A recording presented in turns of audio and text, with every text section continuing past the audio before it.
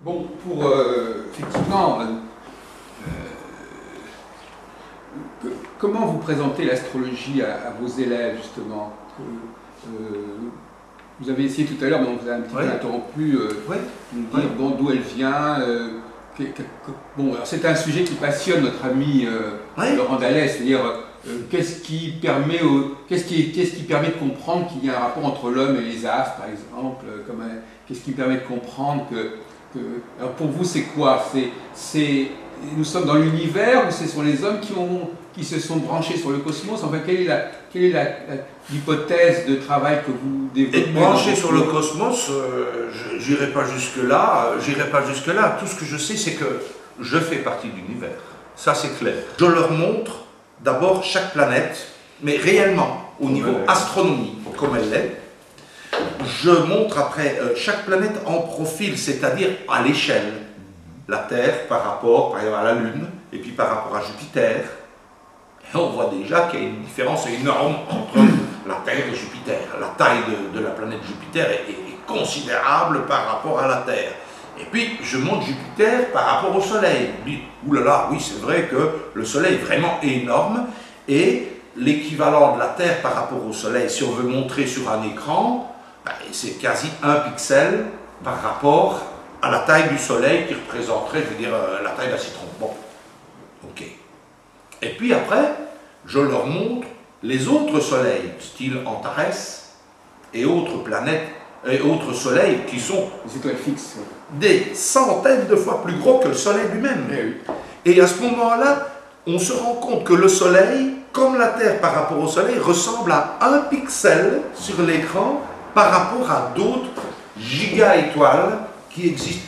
Et alors, tout ça, dès que je démarre mon cours, je leur dis, regardez, voilà la Terre, regardez, à un moment donné, elle n'est même plus là, et regardez, même le Soleil qui nous éclaire et qu'on imagine qu'il est grandiose, qu'il est énorme, par rapport à d'autres soleils qui existent dans les galaxies, c'est rien du tout. Ça représente un grain de poussière par rapport à d'autres étoiles. Alors, qui sommes-nous, nous? Quelle est notre position?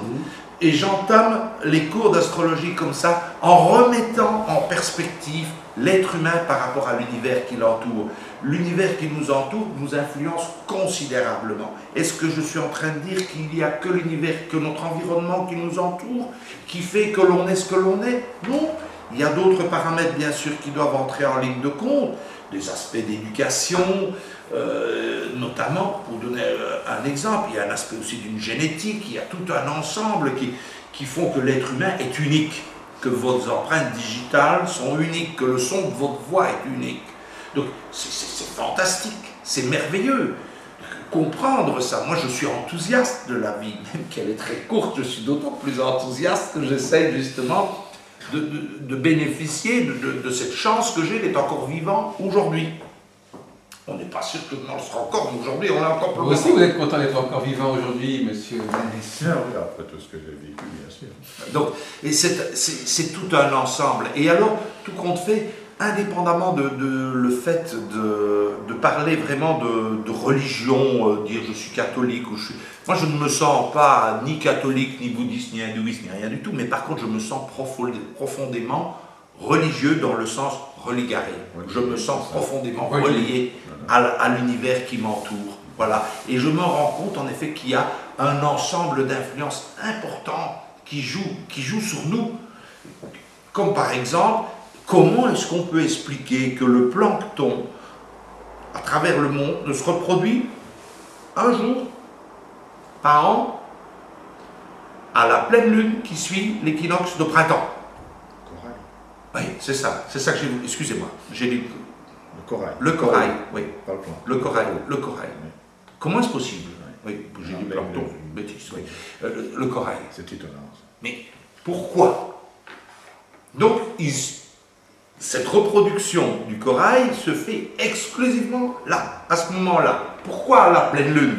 S'il n'y a pas d'influence de la lune, on ne peut pas le comprendre. Pourquoi? On ne peut pas. Ça, comme... Mais pourquoi? Je ne sais toujours pas. Comme je ne sais toujours pas pourquoi la Terre tourne. Hein? les physiciens, les astronomes ont peut-être des explications claires, nettes et précises, mais moi, à mon niveau, je ne sais toujours pas pourquoi la Terre tourne. Il y a la gravitation. Mais oui, mais il y a un tas d'explications, vous voyez, mais c'est pas grave. Je me rends compte que je pourrais vivre 1000 ans, je ne sais pas si j'en aurais vraiment envie, surtout si je continue à vieillir, hein, mais enfin, admettons, je ne saurais toujours pas le millième de ce qu'il y a à savoir.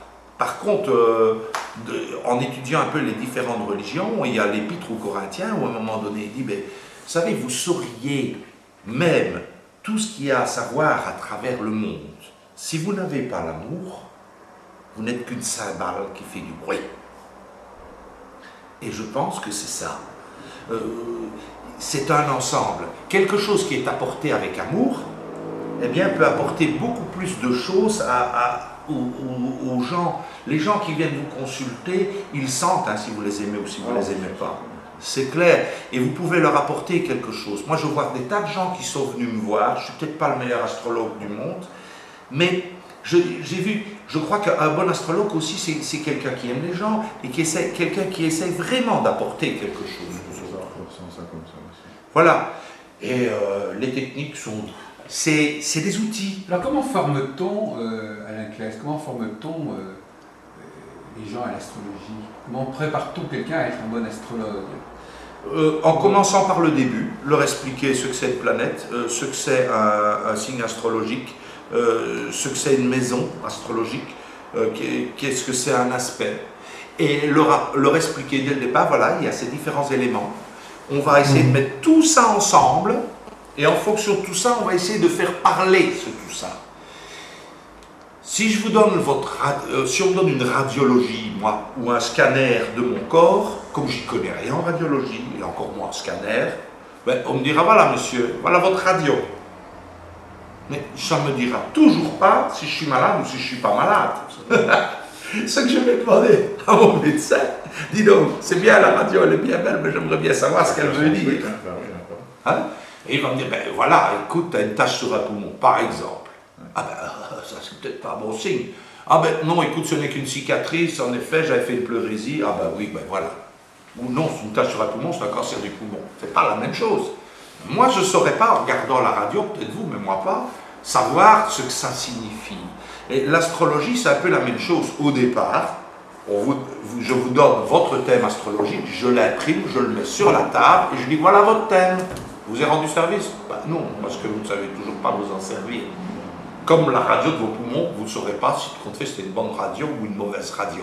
Eh bien, petit à petit, je vous apprends à lire la radio. Et ce n'est pas une radio ici, c'est un thème astrologique, petit à petit, mais en essayant d'apporter à mes élèves toujours cet amour des gens, cette nécessité de le faire pour rendre service à autrui et d'apporter quelque chose aux autres. Indépendamment de la technologie, il peut toujours y avoir des astrologues plus techniciens que moi, meilleurs que moi, qui ont étudié et qui ont écrit des livres entiers. Moi j'ai vu des gens qui ont écrit des livres entiers sur la Lune noire. Oui, c'est vrai. Hein, d'autres sur le nœud lunaire nord. Pourquoi pas? Ok, moi je veux bien. Mais j'essaie de voir l'ensemble. Quand je donne une définition d'une planète, je vais donner par exemple la définition de Saturne, je vais leur dire 4 mots. Puis je vais donner une petite définition un peu plus longue, je vais leur dire écoute. Construire l'archétype. Voilà, c'est choix, renoncement, pour pouvoir construire dans la durée. 4 mots, choix, renoncement, construction, durée. Ah, parce que quand ils vont avoir le thème, si je leur sors un texte de 1000 pages sur Saturne, ils sont perdus, ils ne savent plus comment s'en servir. Maintenant, plus loin, je leur dirai, il y a d'autres choses, etc., qui concernent Saturne, pour ceci, pour cela, etc. Ça peut concerner la parathyroïde, ça peut concerner les os, la calcification, ça peut concerner la notion de temps, bien entendu, Chronos, dieu du temps, etc. Donc il y a tout un ensemble, mais au départ, je vais leur donner 4 mots, pour qu'au début, dans les premiers thèmes que je vais leur donner à analyser, etc., ils puissent déjà avoir des points de repère et qu'ils ne soient pas tout perdus. Donc, contrairement à de l'obscurantisme, que du contraire, je vais essayer de les aider pas à pas à pouvoir progresser et à avancer pour petit à petit prendre pied.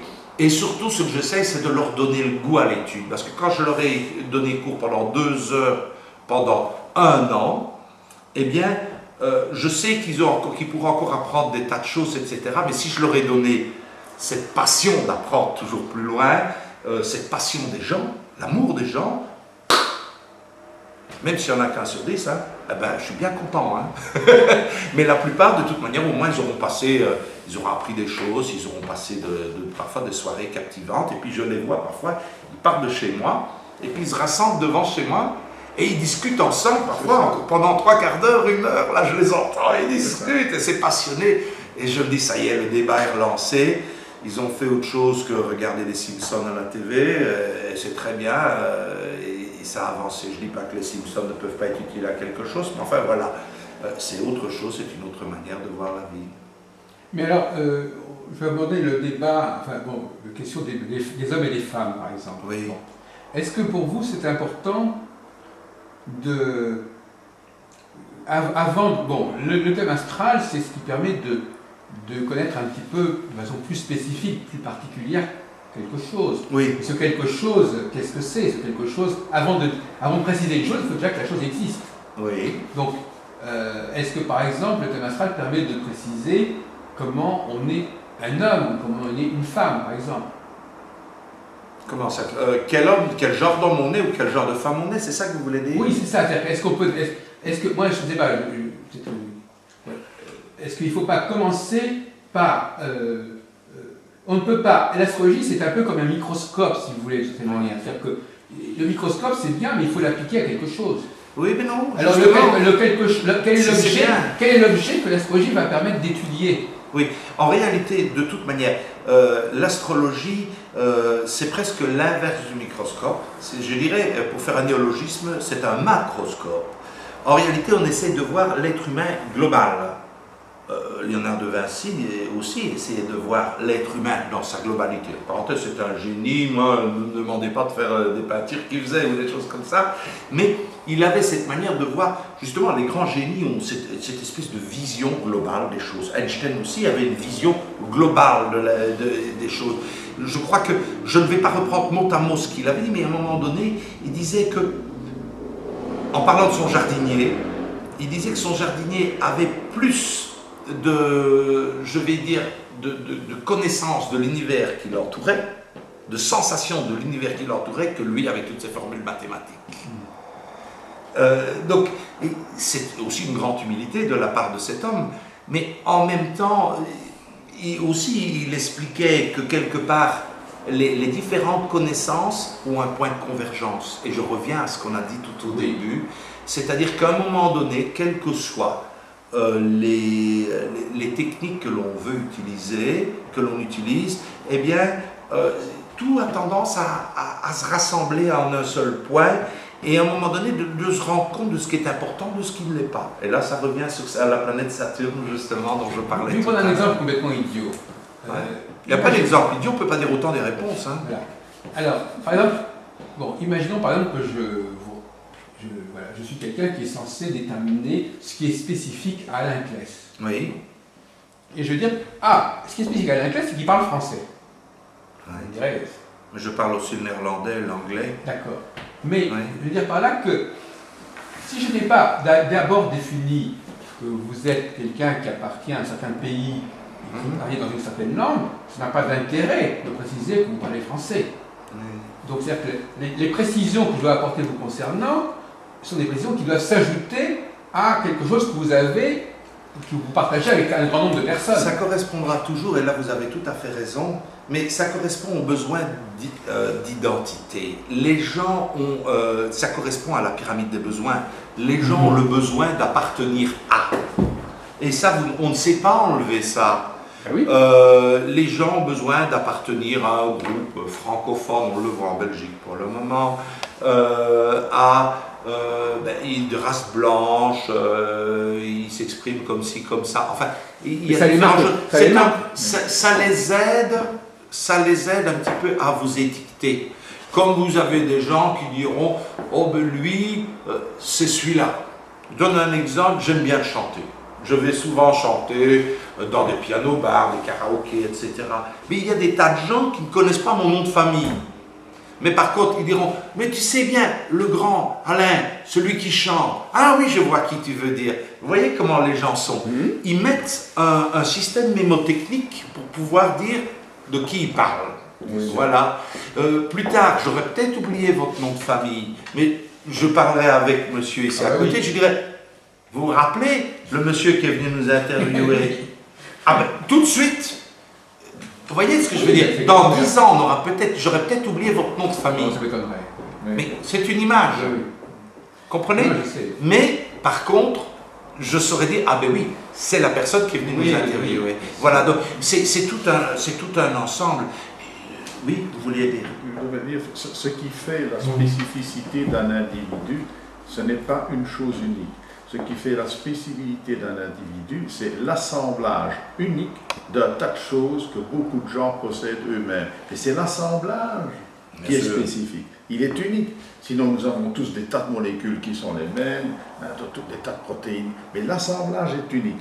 Mais un assemblage, c'est beaucoup de choses. Donc vous ne pourrez jamais définir quelqu'un avec une ou deux choses. Non, mais justement, il ne s'agit pas de le définir, il s'agit de le préciser. Ben, donc on va dire que cette personne-là appartient au groupe X, ou du moins sur certains points. Ce n'est pas forcément exhaustif, il peut appartenir à plusieurs groupes. Mais en tant que personne appartenant à ce groupe X, elle a cette particularité qui n'est pas propre au groupe X en question, qui le différencie du groupe X en question. Par exemple, vous parlez français, et même néerlandais, c'est pas très extraordinaire en Belgique, c'est plus extraordinaire en France.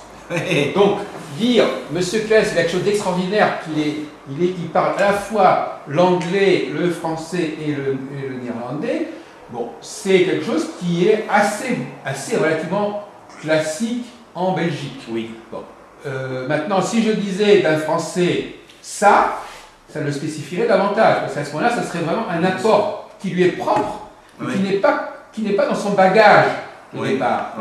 Donc la question, c'est le bagage de départ qui n'est pas astrologique.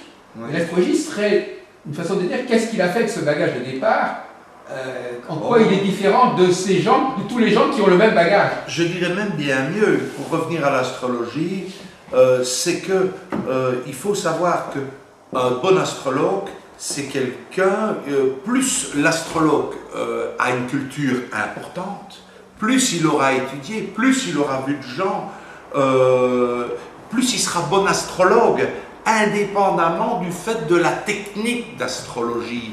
Il y a le fait aussi simplement de l'aspect humain, de l'aspect de connaissance. Vous avez des gens qui vont aller vous parler d'un tas de choses, et en même temps,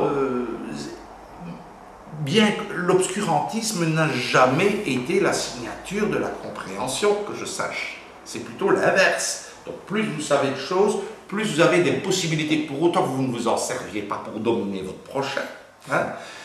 Plus, je vais dire, ces connaissances vont vous permettre, je vais dire, de mieux comprendre l'être humain qui est en face de vous et par essence, l'ensemble de l'univers qui est autour de vous, duquel on ne comprend pas encore grand-chose, même qu'on croit que. Je serais curieux d'être une petite souris, de revenir dans 100 ans pour écouter comment les gens qui seraient là à cette époque-là parleraient de nos connaissances à nous qui nous croyons si malins. Y compris en ce qui concerne l'astrologie d'ailleurs. Mais oui, absolument. Mais bien sûr qu'il y a une évolution, mais l'important c'est que mes contemporains, j'ai pu les aider maintenant. Oui. Dans un siècle, je ne serai plus là, vous non plus, monsieur non plus, donc ça tombe bien. Peut-être ce que nous avons fait. Oui, donc je dirais, l'important c'est ici et maintenant, ce que l'on peut apporter maintenant. Voilà, je crois, c'est ça qui est important, apporter quelque chose. Le peu que, vous savez, parfois c'est tendre la main à quelqu'un, fait que cette personne, qui avait envie de se mettre la tête dans le four et d'ouvrir le gaz. Moi, je me rappelle, j'ai eu une dame comme ça, et ça n'avait rien à voir, c'était pas dans le domaine de l'astrologie. Elle m'a parlé toute la soirée, je la connaissais pas. Et je l'écoute, je lui dis, écoute, il faut te reprendre un petit peu. Et puis en deux, je l'ai écouté, parce qu'elle avait envie de parler. Elle me dit, tu sais, ce que j'avais envie de faire, c'était, là c'est parce que tu m'as écouté, tout ça, mais ce que j'avais envie de faire, début de soirée, c'était de rentrer chez moi, de mettre ma tête dans le four et d'ouvrir le gaz. Ah, justement.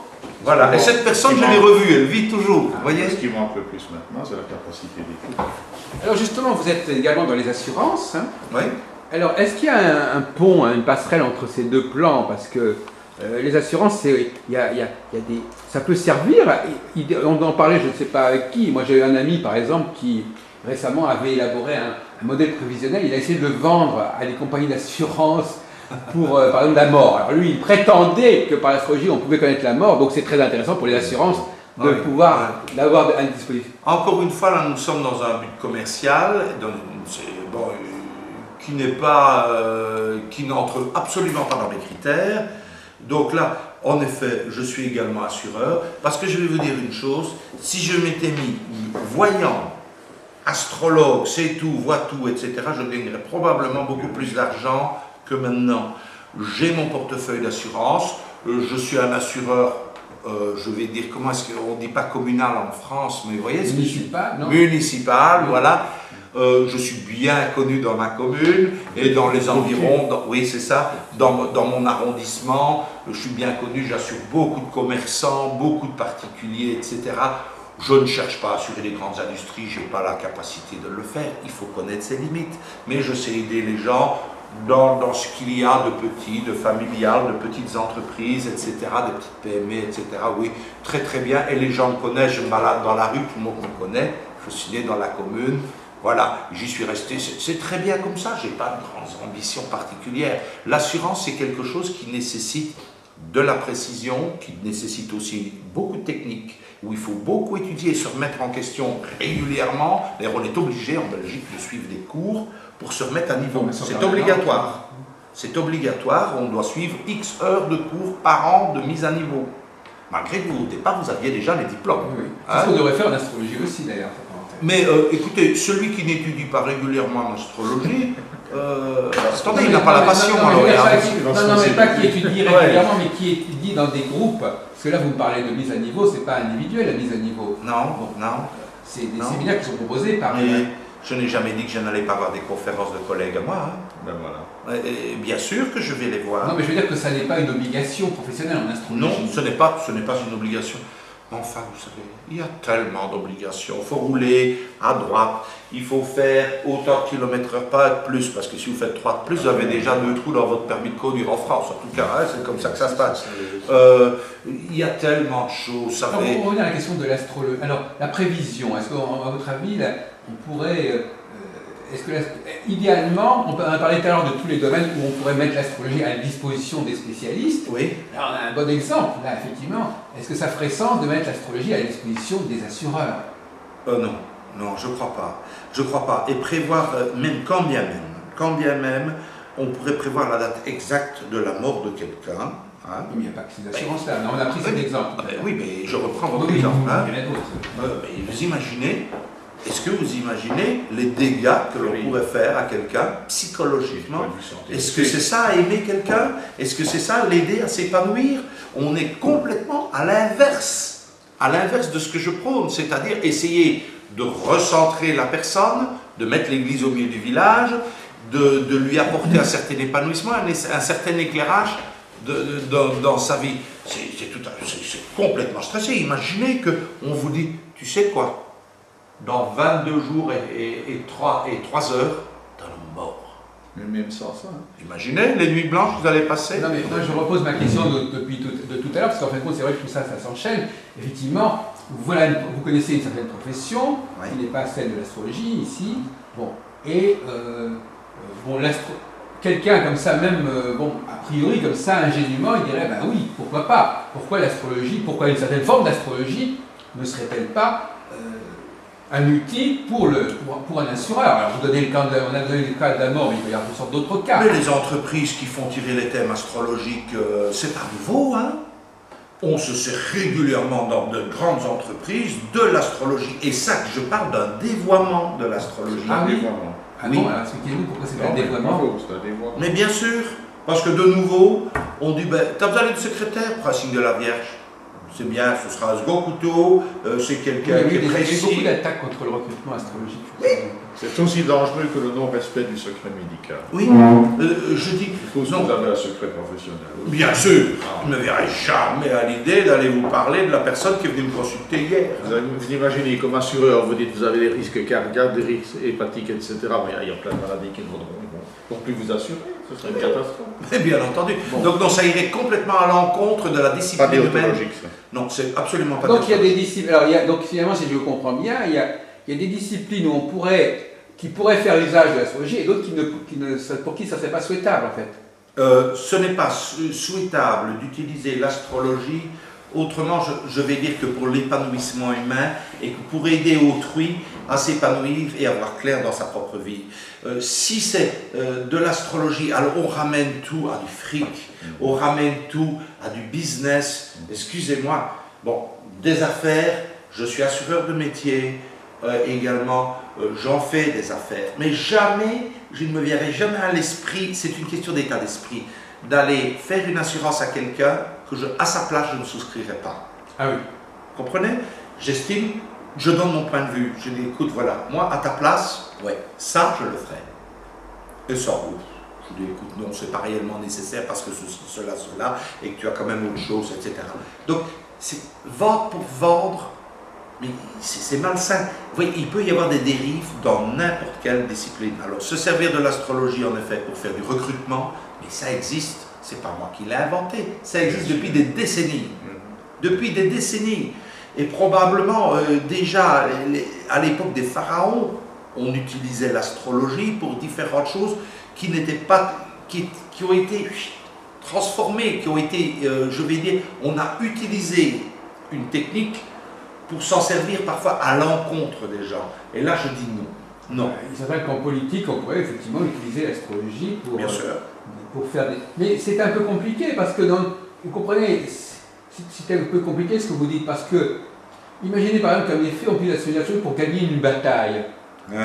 Bon, c'est quand même... bon, écoutez, on n'est pas dire... ou pour choisir la date du commencement de quelque chose. Oui. Alors vous allez me dire, oui, mais si ça permet de gagner, à quelqu'un de gagner contre une autre puissance, à ce moment-là, l'astrologie, non, ça peut faire beaucoup de mal. Imaginez qu'Hitler ait connu certaines lois astrologiques et qu'il les utilisait, peut-être qu'il aurait gagné certaines batailles, ou il aurait évité certaines choses. Qui vous dit qu'Hitler n'avait pas son astrologie? Non, mais je sais bien, on pourrait imaginer qu'il aurait pu encore faire un meilleur usage. Je veux dire, on pourrait imaginer, dès que vous donnez un outil à des gens qui ont une certaine responsabilité, il est évident que c'est aussi vieux. On a donné aussi la... Oui.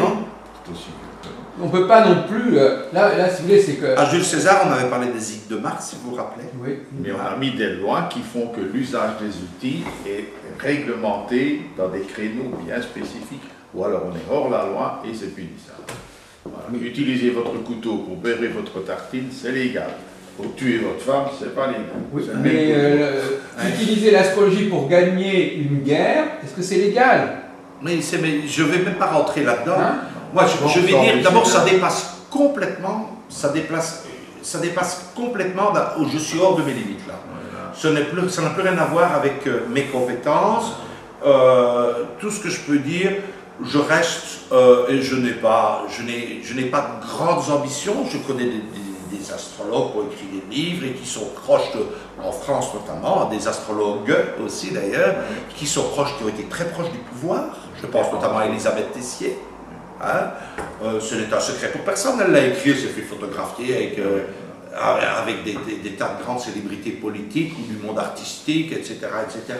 Ok, il y a des gens, une Capricorne, ascendant Scorpion ou l'inverse, hein, je ne saurais plus dire, mais qui ont beaucoup d'ambition et de sens stratégique, ce qui est typique d'ailleurs du Scorpion et du Capricorne. Et bon, ok.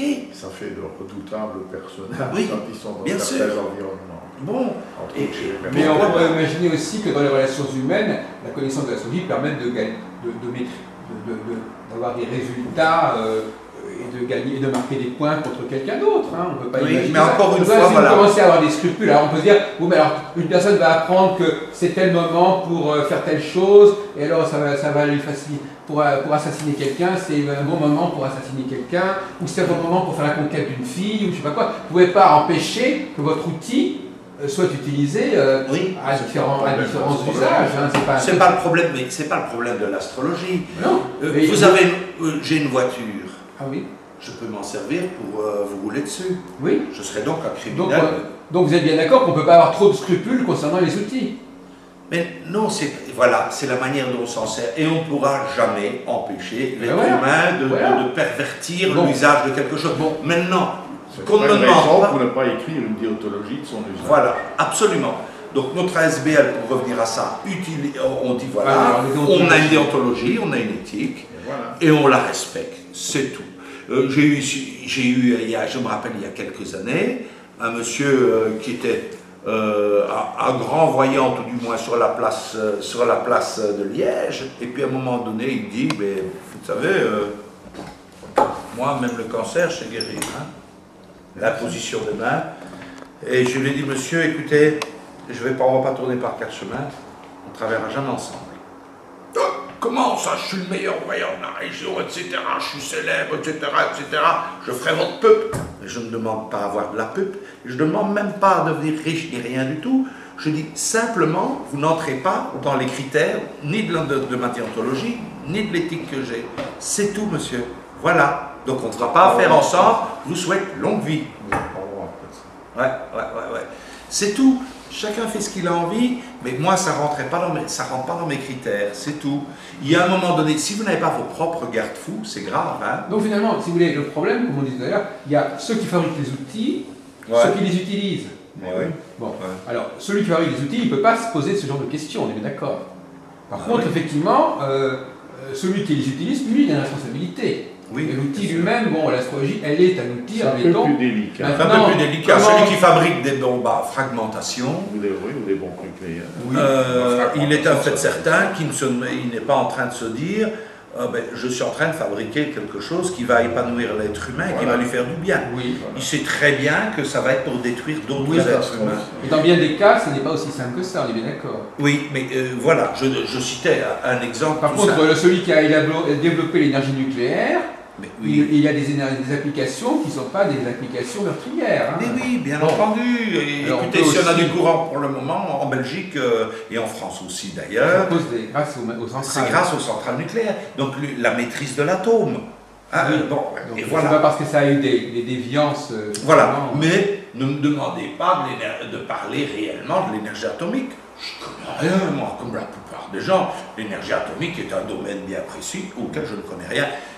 Ça a été étudié pour faire une bombe d'ailleurs. Non, au départ, non, absolument pas. Mais on ne peut pas empêcher l'être humain de pervertir les choses, c'est tout. Utiliser l'astrologie pour sélectionner du personnel ou tout simplement pour dire celui-là, on ne va pas l'assurer. Parce qu'à terme, il risque d'avoir une crise cardiaque et relativement jeune. Mais oui, attendez.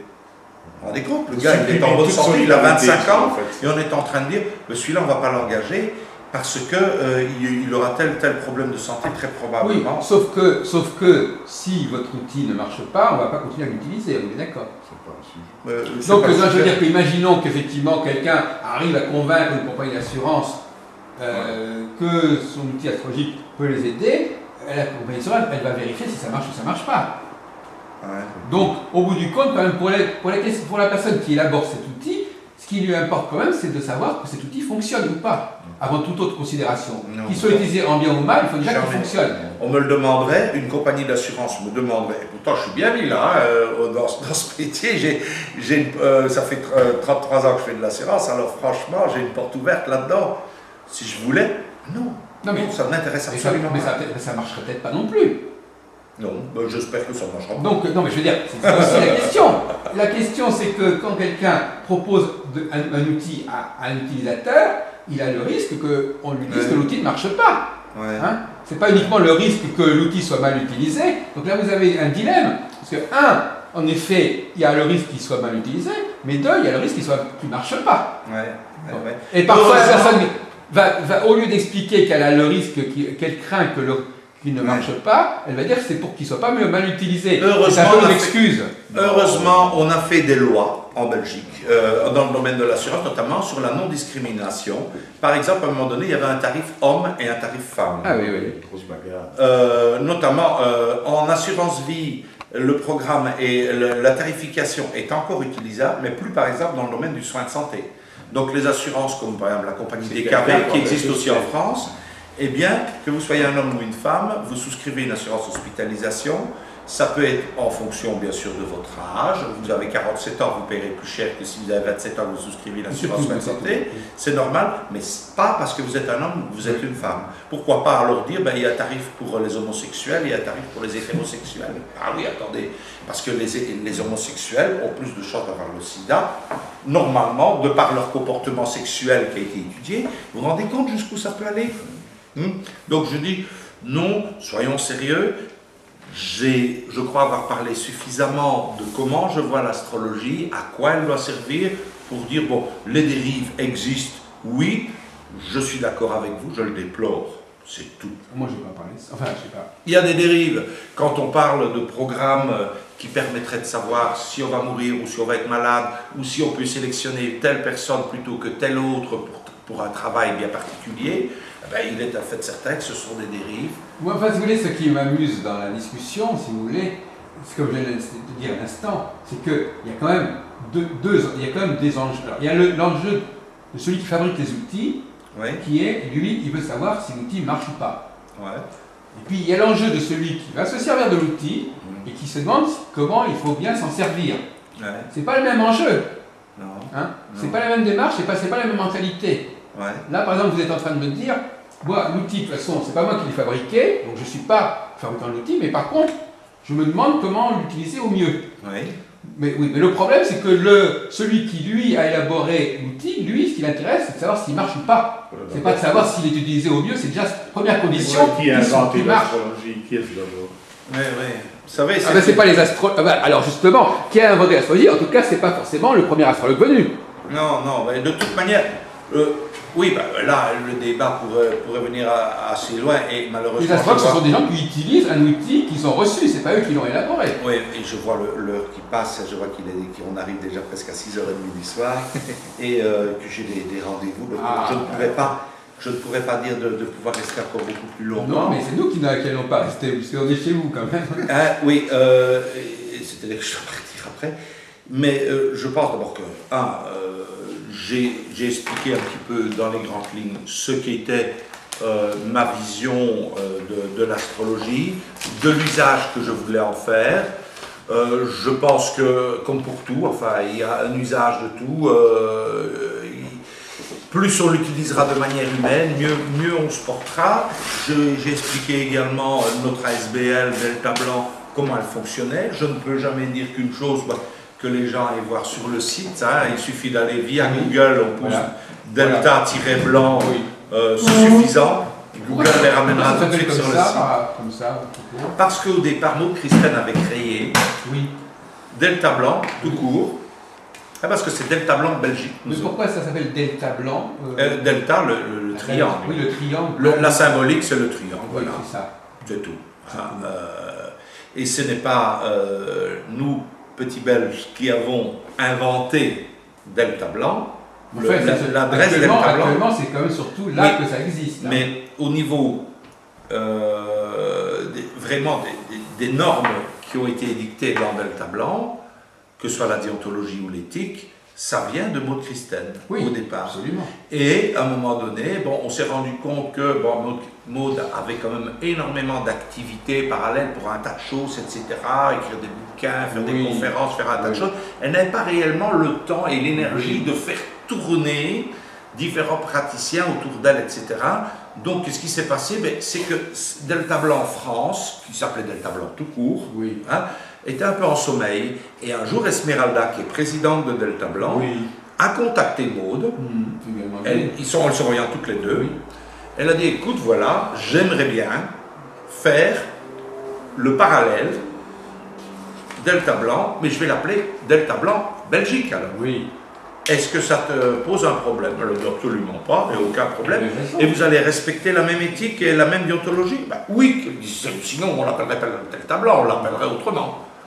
Ah ben, ça pose aucun problème. Elles se sont vues, elles ont discuté, etc. d'une chose d'une autre. D'ailleurs, elle est venue faire une conférence pour nous et tout ça.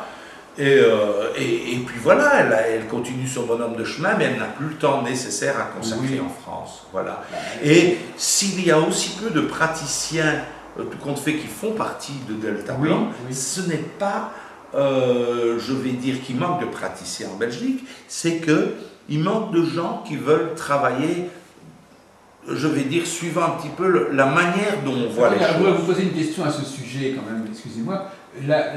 Le problème de recrutement quand même. On ne recrute pas. Non, mais c'est pour ça que je veux dire. Non, parce que vous me dites qu'il y a. C'est plutôt le bouche à oreille. Oui, non, mais justement, le problème, c'est que moi, par exemple, bon, en France, on a par exemple des associations, certes, qui sont des associations d'astrologues.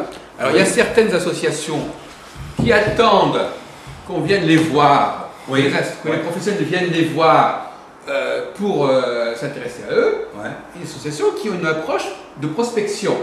C'est-à-dire qu'ils vont aller voir, ils regardent dans telle région, dans telle ville, qui pratique, elles vont le voir pour leur demander si ça les intéresse.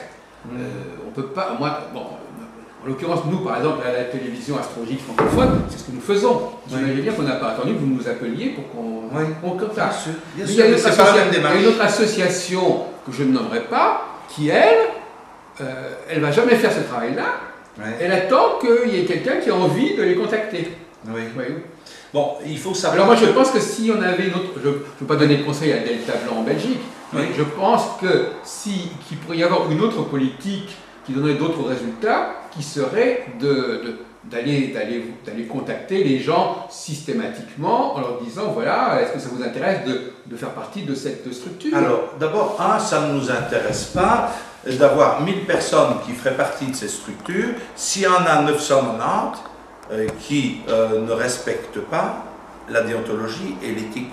On préfère rester un petit groupe soudé qui respecte, et mieux, je vais dire, depuis 13 ou 14 ans maintenant que je suis membre, donc je suis membre, je vais dire quasi cofondateur en Belgique avec Esmeralda, je vais dire, on a eu des gens qui sont partis parce que ils voulaient commencer à faire des publicités dans les journaux, style, bon, moi j'ai envie qu'on me voie, j'ai envie de faire des affaires, et ils prenaient des pleines pages dans la Meuse, et ils commencent avec des publicités qui n'ont plus rien à voir avec notre éthique et notre déontologie. Qu'est-ce qui se passe? Le lendemain, on leur envoie une lettre recommandée, et on leur dit, écoute, bonne chance, bonne continuation dans la voie que tu t'es tracée, mais ça ne correspond plus, tu le comprendras bien. Avant, on a téléphoné, on n'a pas envoyé qu'une lettre recommandée, bien sûr. On a téléphoné, on a discuté. On a dit, écoute, là, non, on ne peut pas. Ok, tu continues comme ça. Et on en a eu pas mal qui ont quitté parce qu'ils ont envie à un moment donné que ce soit plus commercial, plus ceci, plus cela. Vous voulez avoir les plus franches, vous me dites. Oui, eh bien, ok. Mais alors, ils font à leur manière, longue vie à eux. Mais de là, non mais je comprends l'argument, mais de là à dire qu'on ne pourrait pas trouver dans l'ensemble des personnes possibles. On a fait par moment, on a fait des grandes villes, que ce soit Bruxelles, Liège, etc., où réellement nous avions à ce moment-là contacté un ensemble de praticiens, mais encore une fois, des praticiens, on les contacte, on leur dit voilà, nous donnons une petite conférence d'information sur ce que nous sommes, ce que nous proposons. Venez voir. Venez voir. Il y a un paquet de gens qui sont venus voir, et à un moment donné qui dit oui, mais non, mais ça ne va pas parce que moi je travaille par téléphone. Voilà. Moi ça ne va pas parce que je consulte aussi par écrit. Moi ça ne va pas parce que j'utilise le 0900. Voilà. C'est quoi le 0900? Excusez-moi. 0900 c'est un téléphone à péage. Oui, d'accord, parce que dans d'autres pays ça ne s'appelle pas comme ça. Ça s'appelle 08 ou je ne sais pas comment. Oui, voilà. Mais c'est un téléphone à péage, donc quand vous téléphonez, automatiquement.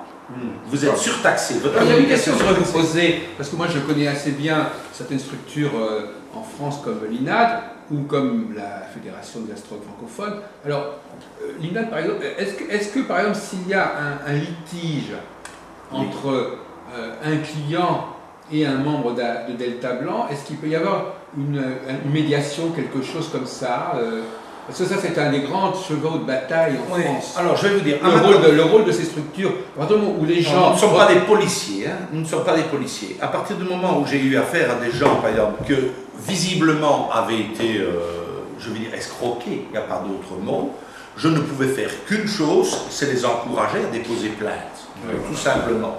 Moi, je n'ai jamais eu de cas dans notre groupe, on n'a jamais eu de gens, de personnes qui ont porté plainte contre l'un ou l'autre membre de notre ASBL, ça n'est jamais arrivé.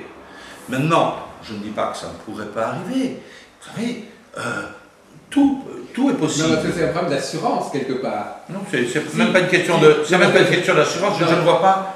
Il n'y a pas d'assurance pour assurer un astrologue, hein, non, mais en responsabilité civile. D'une certaine manière, en tout cas, moi, j'ai étudié un peu cette question. D'une certaine manière, on pourrait se dire que, par exemple, quelqu'un qui va consulter une personne qui a reconnu une certaine charte et qui dépend d'une certaine autorité, d'une certaine manière,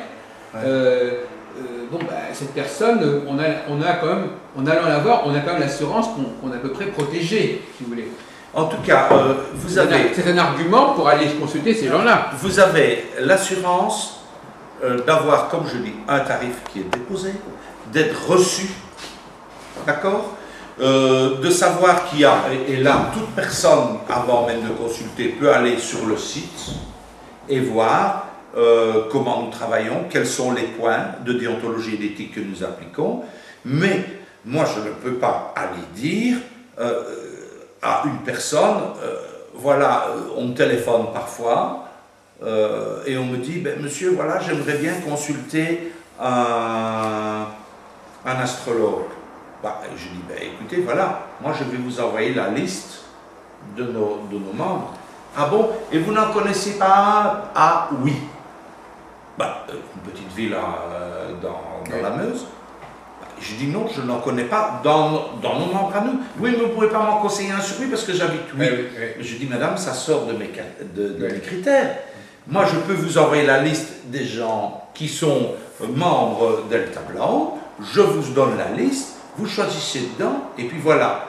Maintenant, il est en fait certain, si la personne me dit j'habite Mons. Mons, c'est à, je ne sais pas par rapport à ici, 140 km de chez nous, d'ici.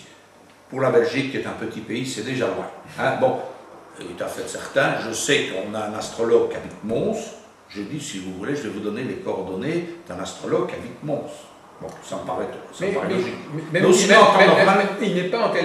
s'il n'est pas à Delta Blanc. Si, mais qui est membre de Delta Blanc. Mais en temps normal, on se contentera, en temps normal, d'envoyer la liste des praticiens, sans plus. Maintenant, si vraiment c'est la personne, son critère, par exemple, la personne dit, écoutez, je ne sais pas me déplacer, je n'ai pas de voiture, je ne fais qu'avec le bus ou avec le train, je lui dis, écoutez, près de chez vous, voilà, ou alors... Mais ça, elle s'en apercevrait, parce que vous lui donnez la liste. Oui, mais moi je lui envoie. En général, j'envoie complètement la liste. Elle ferait elle-même son propre choix, non? Oui, voilà. Mais je voudrais vous poser la question, ça m'est sorti de l'esprit. Quelle est la part de l'astrologie à Delta Blanc? Quelle est la proportion d'astrologues? Je ne saurais pas vous dire. 20% ou 15%? Oui, il y a certainement bien, je dirais, il y a au moins 20-25% d'astrologues. Ah bon? Donc l'astrologie est bien représentée dans cette association. Tout à fait. Oui. Parce que je sais qu'à l'INAD, elle est très mal. Enfin bon, il y a des endroits où les astrologues. Donc c'est quand même intéressant parce qu'en France, les astrologues ont tendance, il y a des exceptions, mais rester entre eux. Voilà, donc vous m'avez expliqué, d'ailleurs j'en ai parlé avec Chantal Lidvan, ça ne la gêne pas du tout non plus. Non. Je sais pas, ça c'est une différence de sensibilité qui est assez marquante. Il y a encore quelques jours, il y a eu des problèmes à ce sujet sur notre site. Oui. On a eu le malheur de mettre une vidéo d'une voyante qu'on avait filmée. Il disait, mais qu'est-ce que vous avez à mettre une vidéo d'une voyante sur votre télévision, etc. Parce que c'est pas... oui, mais ça... Il y a un racisme, il y a une ségrégation par rapport, chez les astrologues en France par rapport à tout ce qui est autre que l'astrologie. C'est le tout astrologie, alors carrément, effectivement. Mais ça se défend aussi parce qu'effectivement, ils veulent vérifier. Vous comprenez? On veut jouer la carte de l'astrologie. Bon. Si au lieu de jouer la carte de l'astrologie, on rajoute autre chose, on ne sait plus si c'est l'astrologie qui a joué ou qui a marché. C'est ça, c'est une problématique scientifique. C'est-à-dire si par exemple je vous dis on va vendre des Américains et que vous vendez en même temps que des Américains, vous vendez des moules, vous vendez des pommes de terre frites, etc. On va plus savoir si les gens achètent vos Américains ou s'ils achètent vos frites ou s'achètent. À un moment donné, on ne sait plus très bien qui fait quoi et qu'est-ce qui a joué. Moi, j'estime, et on terminera par là si vous voulez bien, c'est de pouvoir, toute discipline qui permet d'aider et d'épanouir quelqu'un, qui permet vraiment de pouvoir lui apporter quelque chose est bonne, c'est tout.